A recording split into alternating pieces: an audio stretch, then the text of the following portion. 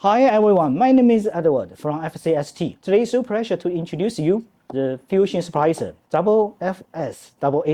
Traditional fusion splicer you may quite familiar enough, but this one, let's see. Okay, for this FCST-FTTX, now I'm going to show you the operation process. These cables, two cables, triple hose stripper. At first, let's take the protection sleeve.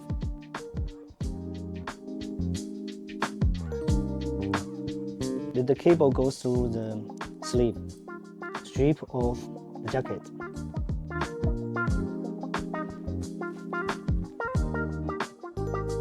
Get a cleaning tissue to clean up the glass fiber.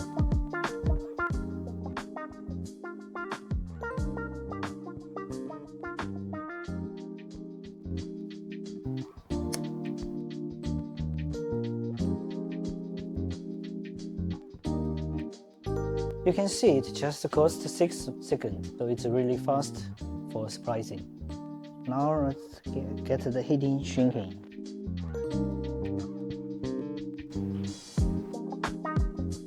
The hot shrinking, it just costs 16 seconds.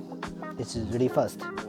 Okay. Any more information if you need to know, just contact us.